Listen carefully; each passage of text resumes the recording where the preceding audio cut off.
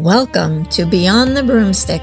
I'm Lori, and each week we pull back the curtain on the myths, history, and modern practice of witchcraft. No Hollywood, no fear, just honest conversation about the craft, healing, and the magic that connects us all.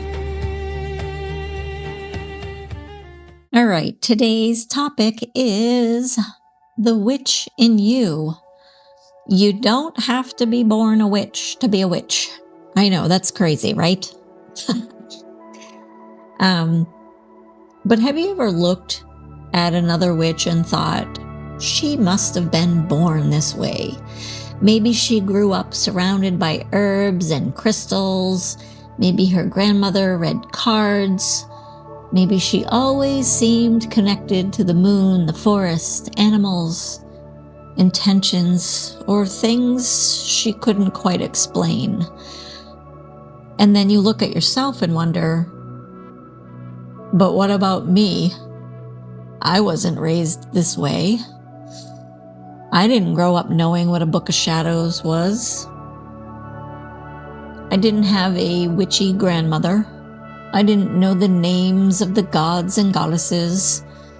I was raised Catholic. So, am I really a witch? Today, I want to talk about something I believe is incredibly important.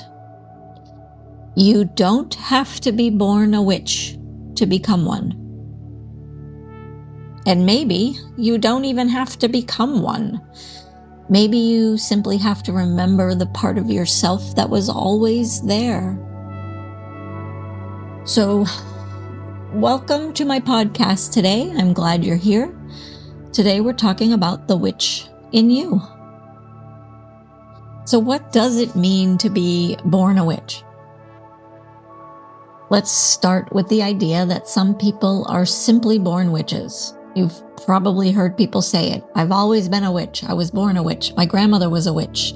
So it runs in my family. And there can absolutely be something meaningful about growing up in a family where spiritual practices were passed down. Traditions are powerful. Stories are powerful. Family practices are powerful. There is something beautiful about inheriting knowledge from the people who came before you. But here's where I want to challenge the idea a little bit. Having a witch in your family doesn't automatically make you a witch. And not having one doesn't mean you aren't. You don't need a bloodline. You don't need a certain ancestry. You don't need a grandmother or a great-grandmother who taught you how to read tarot. You don't need to have seen spirits as a child. You don't need to have known what you were doing when you collected rocks in your pockets as a kid. And you certainly don't need a dramatic childhood story about talking to the moon. Although if you did, that's pretty cool. The truth is, there are many ways people arrive at the craft. Some people are raised in it. Some people discover it later in life. Some people walk away from it and return years later. Some people find it during a period of grief. Some discover it through nature, some through meditation, some through divination, some through healing, some through curiosity. And some people simply pick up a book one day and think, wait a minute, this feels familiar. That's kind of what happened to me. I had always practiced it, and I didn't really, have a name for it. Because again, I was raised Catholic. So I think I had a little bit of that good old Catholic fear embedded in my cells.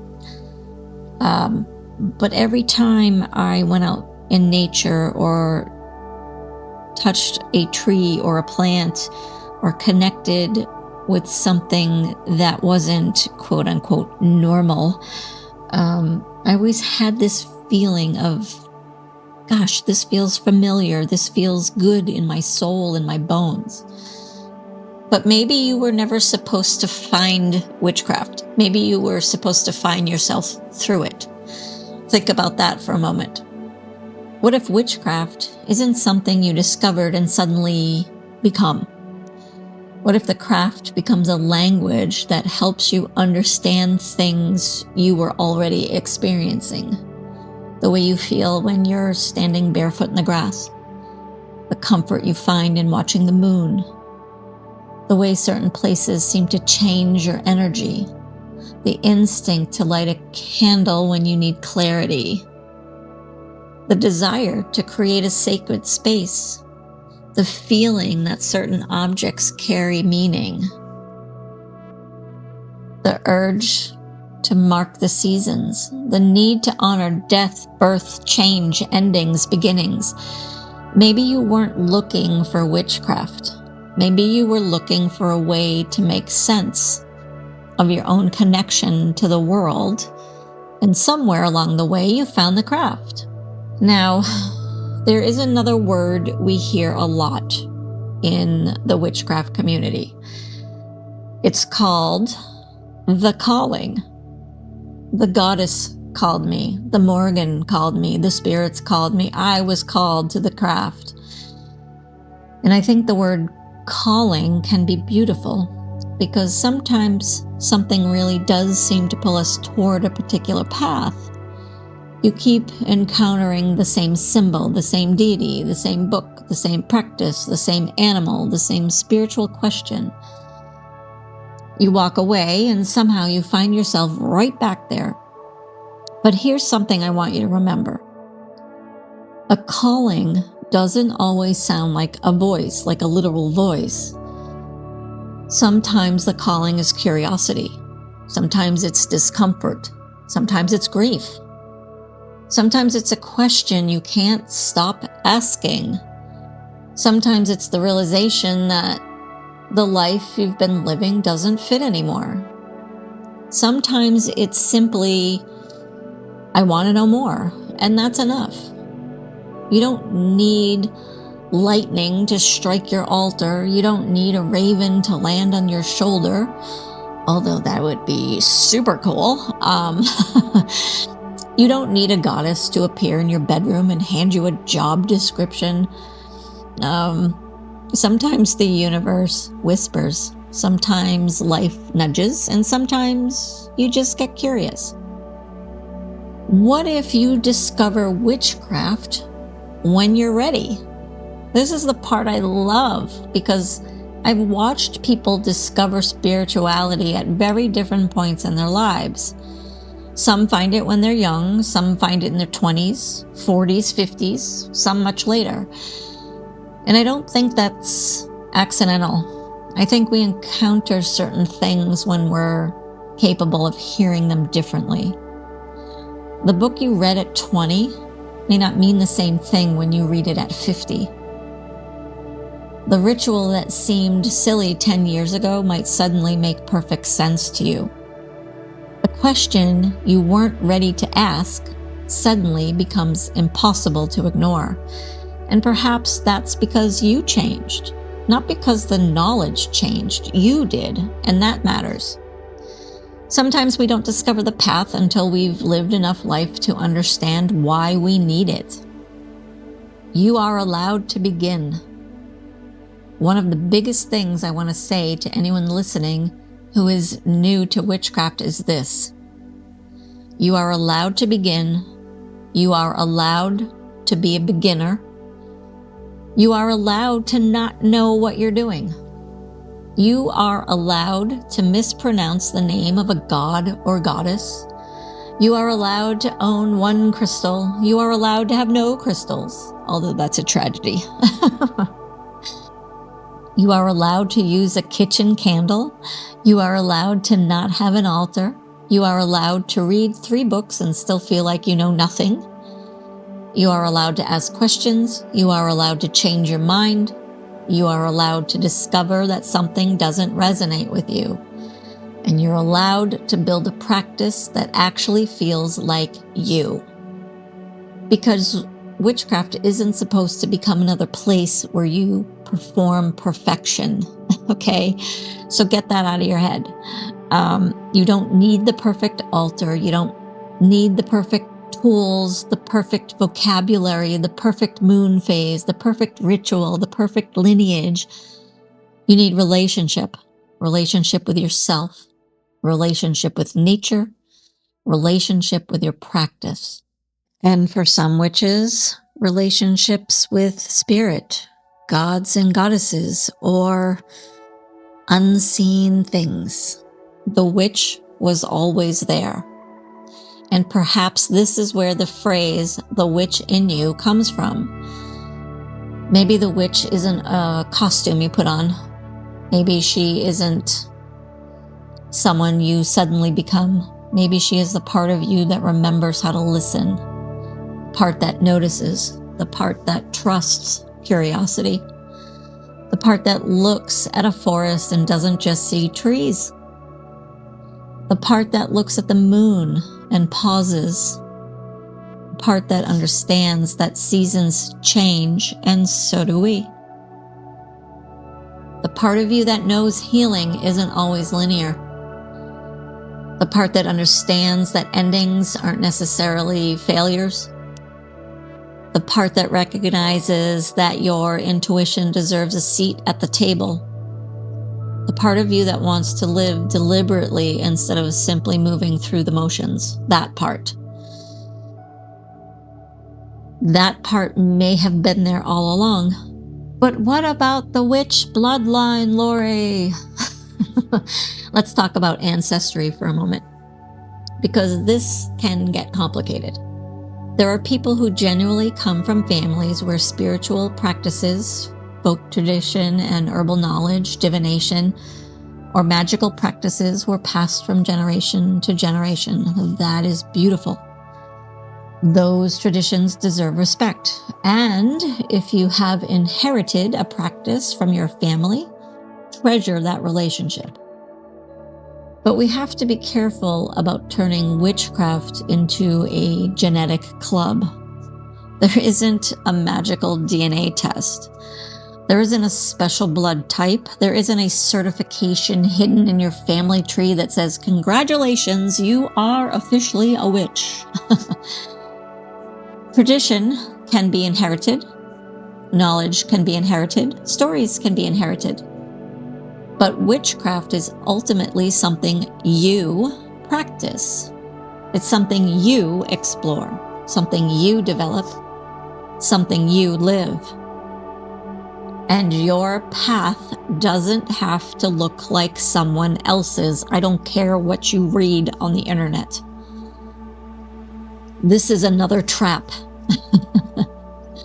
You discover witchcraft and then you go online. Suddenly, everyone seems to have an altar that looks like it belongs in a museum.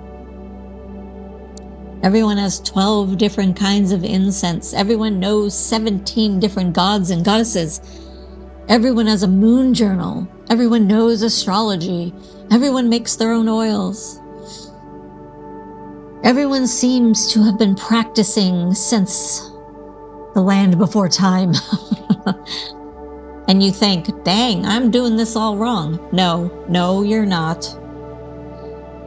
You're watching someone else's practice, that's all. Your witchcraft might look completely different. And that's okay. Maybe your magic happens in your garden, or while you're cooking, or during meditation. Maybe it's in divination. Maybe it's sitting beside a river. Maybe it's lighting a candle and having an honest, simple conversation with yourself. Maybe it's learning herbalism. Maybe it's working with ancestors. Maybe it's seasonal rituals. Maybe it's simply learning how to listen to your own intuition. There is no requirement that your witchcraft look good on Instagram, okay? So get that idea out of your head.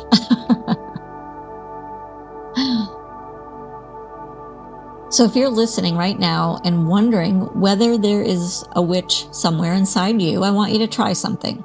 Don't go buy anything. Don't light anything. Don't pull a tarot card. Just close your eyes and ask yourself, take a deep breath and ask yourself, what has always felt sacred to me? Don't force an answer. Don't force an answer. Just listen. What has always felt sacred to me? Maybe it's the ocean. Maybe it's trees. Maybe it's a storm, an animal, the moon, fire. Maybe it's silence. Maybe it's nothing you can name yet. That's okay. Then ask, what am I curious about? And finally, what part of myself am I ready to meet? Those questions may tell you more about your path than any personality quiz ever could. Also, I'm going to throw this in. You don't need permission. And perhaps the biggest lesson here is this. You do not need someone else to give you permission to explore your own spirituality. You don't need to prove yourself. You don't need to convince anyone. You don't need to win the title of real witch. You don't need to know everything. You simply need to begin. Start with curiosity, learn, listen, question, practice, reflect, and most importantly, pay attention to who you are becoming, because of that, my dear friends, is where the real magic happens. So, in closing, were you born a witch? Maybe. Were you called to the craft? Perhaps. Did you simply stumble upon witchcraft when you were finally ready to hear what it had to teach you? Absolutely possible. But maybe the question isn't, was I born a witch? Maybe the better question is, what is awakening inside me now? Because you don't need a magical childhood. You don't need a witch in your family tree. You don't need a prophecy. You don't need a sign written across the sky. Sometimes the first step is simply being curious. And sometimes curiosity is the doorway. So if you've been standing at the doorway wondering whether you're allowed to walk through, consider this your invitation. Not from me, not from a god or goddess, not from the universe, from yourself. Walk through when you're ready.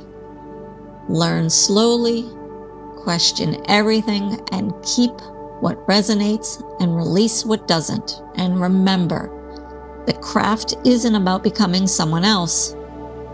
It's about discovering more deeply who you already are. There may be a witch in you. There may have always been one. Maybe she's just been waiting for you to listen.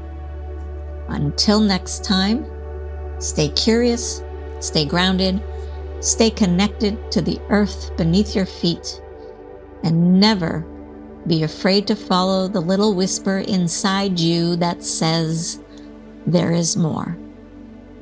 Take care, everyone.